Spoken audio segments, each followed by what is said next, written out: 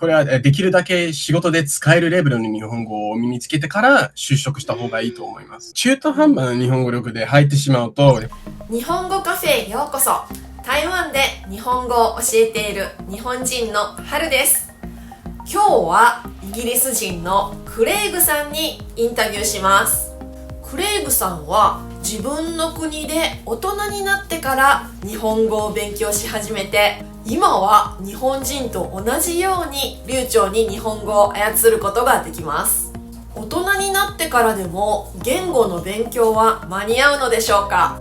クレイグさんはどんな勉強法、またはどんな心構えで日本語を勉強したのでしょうか？じゃあ聞いてみましょう。今日は特別なゲストが来てくださっています。クレイグさん、お忙しい中ありがとうございます。よかったら簡単に、普段は何をされている方なのかとか聞かせていただけますか？はい、簡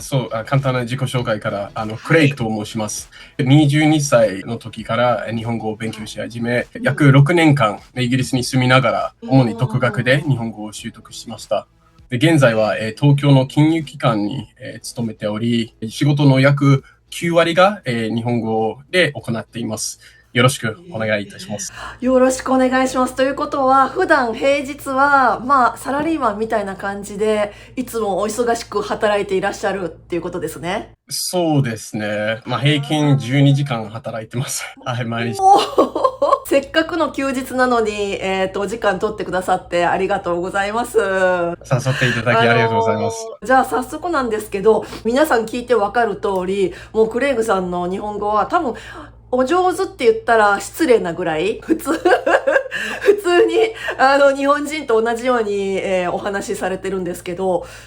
まず最初ですね、日本語を勉強しようと思ったきっかけはどんなものだったんですか？それは、最高の褒め言葉です。日本人と同じようにと言われた。すごく嬉しいです。そうですね。最初のきっかけ、子供の頃から、日本のコンテンツが、結構人並み以上に好きでした。だから僕は95年生まれだから、テレビを見ると、ポケモン、遊戯王、ベイブレイド、ドラゴンボールなどなど、日本のコンテンツばっかりでした。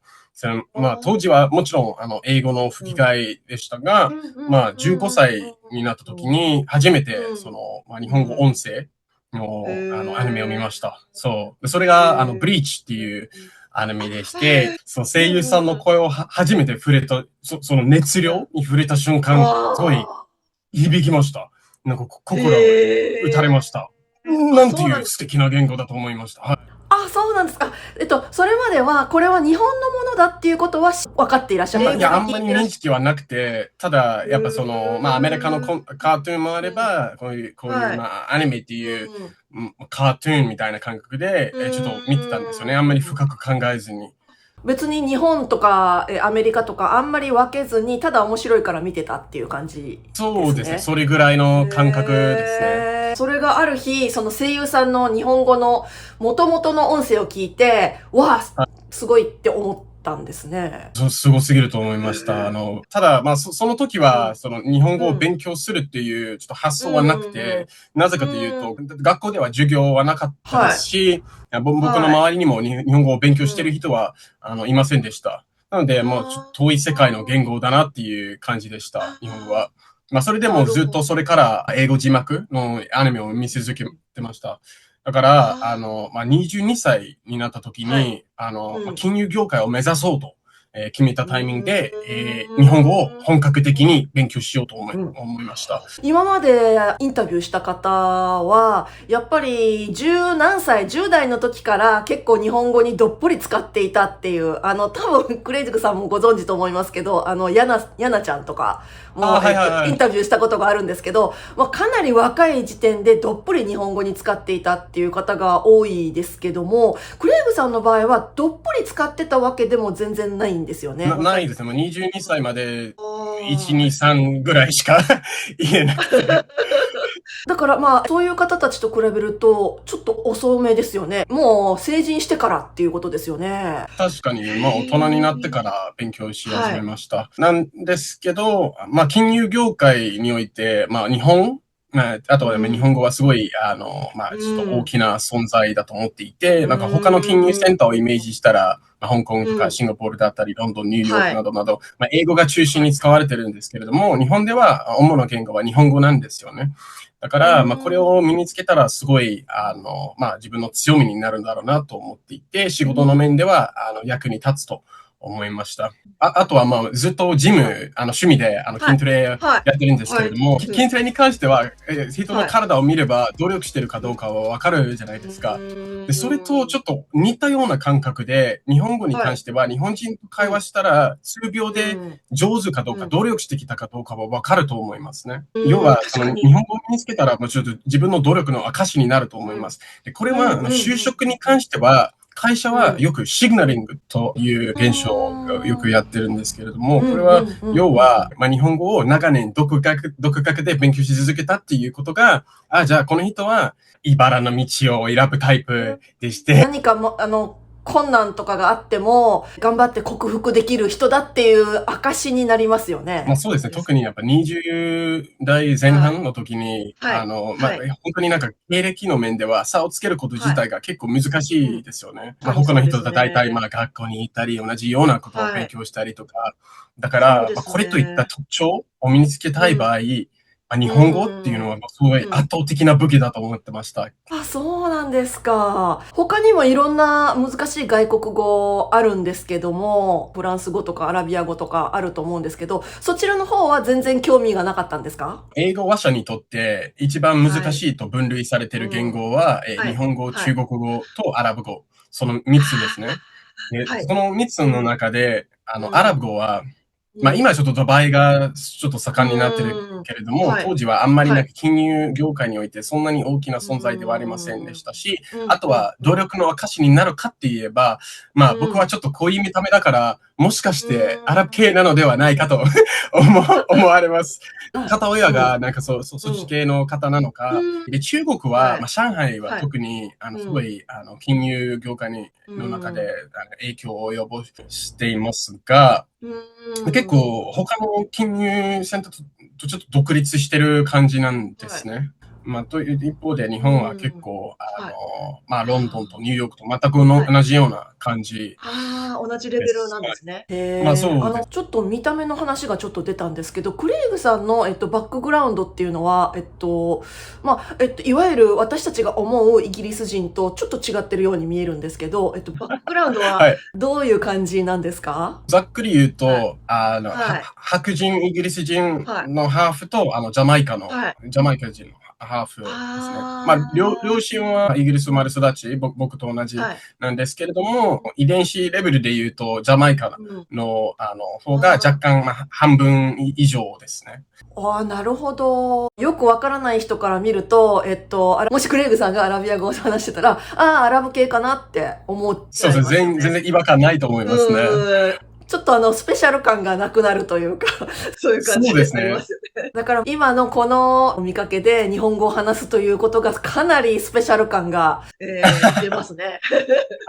なるほど。ありがとうございます。もうクレイグさんの存在自身がそのことを証明しているんですけど、結構私の動画を見てくださっている方たちは大人になってから日本語に興味を持って日本語を勉強し始めた人も結構多いわけなんですけど。そうなんですか。そういう人たちが言うのは、やっぱり僕たちは、大人になってから始めたから、やっぱり日本語はなかなか上手くならないのは当然なんだ、みたいに言ってる方もいらっしゃるんですけど、クレグさんどう思いますか？難しいといえば、当然難しいと思いますね。さっき言ったように、これは茨の道です。これを選ぶ人って相当の覚悟が必要だと思います。で、僕自身はすごい、昔から日本語に対して興味があって、ようやくその金融業界に入ると決意したタイミングで、そのパッションを、要はその日本語を学ぶっていうこと自体を正当化できました。結構合理的な理由と、自分のパッションを組み合わせて初めて難易度の高いことをできるという自信がつきました。大人になってから日本語できたらいいなとか、それぐらいの感覚だとちょっと甘いんじゃないかなと思いますね。なるほど。じゃあ、やりたいっていう情熱と、やるべきっていうことがマッチすると、すごくいいわけですね。これが。そうですよね。結構難しいから、特に大人になってから勉強し始めると、いろいろ犠牲しなければならないですね。だから、本当にそこまで日本語を身につけたいかって言えば、ほとんどの人にとってちょっと、覚悟が足りないんじゃないかなと気がします。なるほど。時間を取られる覚悟ですね。あと自分のエネルギーも取られる覚悟でやらないと、そこまで本当に極めるっていうことは難しいですよっていうことですね。そうですね。だから最初の頃勉強し始めようと思うタイミングで、自分の中で明確にその目標、なぜこんなことをやっているのかをイメージすること自体がすごく重要だなと思います。はい。動機づけですね、の部分。ただ、なんとなくちょっと興味があるっていうんじゃなくて、これだから僕はこれをやるんだっていう、この決意みたいな部分がすごく大切っていうことですね。あとは、目標によります。例えば、日常会話だけで、満足する方であれば、そこまで情熱がなくても、できます。時間さえかければ。はい。じゃあ、具体的にですね、クレイグさん、このレベルになるまでに、どういう方法を使って、日本語を習得されたのかなってすごく気になるんですけど。僕よりできる人は、いますけれども、僕自身は、22歳の時に、大学に入学したんですよね、その時。でも、専攻したのは経済学だから、日本語はあくまで、副専攻みたいな感じで、1年生と3年生の時にやりました。でも、僕は、バイトとか、インターンとか、いろいろやりながら結構、忙しくて、なので隙間時間で日本語を勉強しました。だから、とりあえず、できるだけ可能な限り日本語を自分の日常生活に統合しました。っていうのは、歩きながらとか、食べながら、ひたすら日本語を聞きまくったりとか、運動しながらでも、ちょっとそのパンプアップアニメの声とかを聞いたり、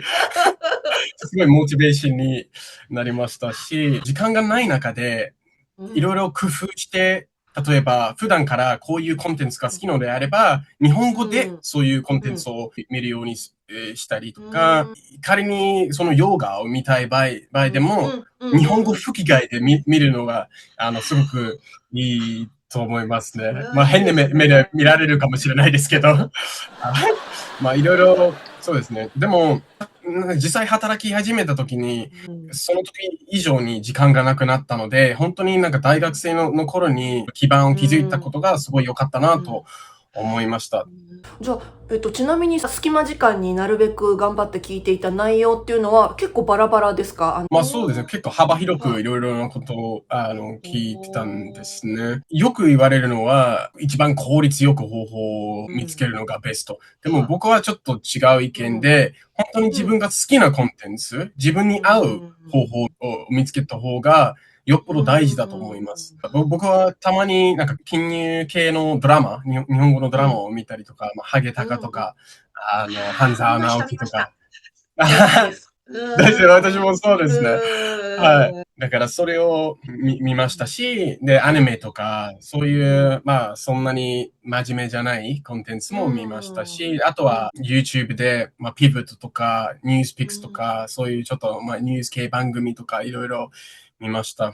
すべてその、ご自分が興味がある内容ですね。その自分が楽しみながら聞ける内容を選んだっていうことですか？そうですね。そういうことです。はい。単語の覚え方なんですけど、よく言われるのは、こちらに外国語の単語を書いて、こちらに自分の言葉の単語を書くっていう、そういうやり方ですか？単語帳を使うと、はい。ちょっと不自然さを感じました。普段インプットしているコンテンツ、それをニュース番組だと、実際、例えば YouTube だったら、YouTube が字幕がついてるじゃないですか、ほとんどの動画では。今の時代、多分 AI で自動作成されてると思うんですけれども、それが実際ダウンロードできます。そうすると、暗記っていうアプリに、入れるのも一つの方法ですし、本を読んでる時に言葉を見つけて、アプリに入れることもできます。なぜそれが重要かというと、文脈があるからなんです。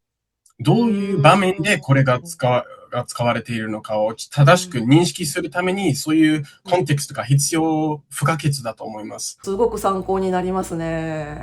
一つ付け加えると、僕はロンドンに住んでいた頃は、結構なんか日本人滞在員向けのイベントによく参加しました。なんかいわゆる言語交換ではなく、日本人向けのイベントに行くことで、英語を使わずに、その日本語だけを使う環境を作ってました。また、日本人が多く住んでいるエリアとかもよく行ってました。道に迷ってるふりとかをして、いつも話しかけたり、よくしてたんですよね。だから、まあでも、これはすごく重要で、例えば、道で話しかけると、最初は、会話のパターンが結構限られているので、そこをしっかり身につければ、そこからは徐々に、話せるトピック、その範囲を広げていきます。気づいたら、私生活の大半がちょっと日本語になったっていう。つまり日本人の友達が増えたっていうことですね。そうですね。逆に家に戻っても、なんか見てる番組は日本語のものですし、読んでる本は普通に日本人が読むような本になったりとか、できるだけ日本人と近いような生活をしようとしたんですね。自分の私生活の中では。ただ、ちょっと限界を感じました。正直に言うと。これはイメージとしては、上り坂を進んでる。最初の方は、緩やかで結構進みやすいんですけど、日本語力が上達すればするほど、それが徐々に急になっていく。そうすると、成長するどころか、このレベルを維持するのにものすごくエネルギーが必要になってきます。なので、そのタイミングで、ちょっと日本に移住した方がいいかなと、どんどん思うようになりました。はい。ロンドンに住みながらこれを維持したり、さらに登るっていうのが、ちょっときついという感じですね。そうですね。だから、仕事は毎日11時間で英語のみを使っているので、じゃあ、それ以外の時間で日本語を使わなければいけません。当然疲れてますし、脳の疲労は半端なくて、その状態でどこまで成長できるのかっていうのは、もちろん最初の方は、例えば基礎知識とか、日常的な会話とか、そういうのは全然可能だと思います。ただ、ネイティブレベルを目指すのであれば、もうちょっと日本人と同じような生活を送らなければ、かなり難しいと思います。だって日本人はしょっちゅう日本語ばっかりを聞いたり話したりしてるんじゃないですか。そうですね。でも、そこまで目指さない人であれば、さっきクレイグさんが言ってくださったように、さっきのアドバイスすごくいいと思ったんですけど、まず日本人がたくさんいるところの前で、なんか道に迷ったふりをすると。実は、クレイグさんの方がイギリス人で、あちらの方が外国人なんですけど、でも、でも、迷ったふりをすると。そして話しかける。これは結構自然に話しかけられると思うし、結構、ナンパも上手になるんじゃないですか？これをすると。で、その時にそんなに恥ずかしいっていう感じは最初からそんなになかったんですか？外交的な性格なので、しかも、もともと営業の仕事をやってたから、それから結構自信をつきました。あんまり抵抗感はありませんでした。なるほど。じゃあちょっと外交的であると、さらにアドバンテージになるというのはありますよね。そうですね。でも、外交的の方の弱点は、その最初の頃、ひたすら机と向かって勉強することが結構苦手な人がたくさんいます。一方で内向的であれば、そっちの方が楽で、多分最初の方がよりうまくいく。だから、どっちが有利かって言えばちょっと難しいですね。ということは、ある人たちは最初の数年間インプットばっかりするっていう、そして話し始めるまでがちょっと時間がかかるっていうタイプですけど、クレイグさんの場合は、そうでもなかったっていうことですね。3年間が減って、多分そういう。3年間結構ありますね、やっぱり。やっぱりインプットしてますね、ある程度は。もちろんです。はい。それは避けて通らないと思います。だから、もう時間がかかるっていう覚悟は絶対に必要ですね。じゃあ、今、日本語を一生懸命勉強しながら、いろいろな問題にぶつかってパニックになってるというか、そういう人たちもいらっしゃるんですけど、日本語を勉強して習得された先輩として何かアドバイスとかありますか？そうですね。さっき言ったように、一番効率的な方法が必要ではないと思います。それよりも自分に合っていて楽しいと思える方法を選ぶことが重要です。っていうのも、その日本語の習得はとても時間がかかるプロセスからなんですね。どれだけ効率が良くても楽しくなければ続けません。だから、今はそのインターネットの時代なので、住んでる場所はそこまで重要ではないと思いますね。だからその人工的にその環境を作れる時代に住んでるから、僕がさっき言ったようになんか日本の本を手に入れることがシンプルで、日本人とコミュニケーションを取ることはそれほど難しくはないですね。あとは、もしなんか将来的に日本で日本語を使う仕事をしたいのであれば、これはできるだけ仕事で使えるレベルの日本語を身につけてから就職した方がいいと思います。中途半端な日本語力で入ってしまうと、やっぱり日本語があんまりできない人と分類されてしまいます。で結構第一印象がすごく重要で、仮にその後日本語力が伸びても、ちょっとその人の意見覆すのが難しいと思います。第一印象で、この人は英語で話さなくっちゃって思ったら、1年後もその人と英語で話してるかもしれませんね。もしかすると。そうですね。そうですね。それは一つの目標として、ある程度のところまで先に持っていってしまうっていうのは、いいことだと思いますね。ありがとうございます。本当は聞きたいことたくさんあるんですけども、時間のこともあるので、じゃあクレイグさん、今されてる活動とか何か宣伝したいこととかアピールしたいことあれば何でもおっしゃってください。ありがとうございます。クレイゴ東京っていう YouTube チャンネルをやってます。これまでの日本語学習の過程は過去の動画に残っているので、気になる方はぜひ見てみてください。最近は、ちょっと日本でのリアルな生活や感じたことについて発信しているので、少しでも興味を持っていただけたら、チャンネルを登録していただけたら嬉しいです。はい、すごく役に立つと思います。日本語のことだけじゃなくて、文化のこととかも知ることができるし、外国人として日本に住むとはどういうことかっていう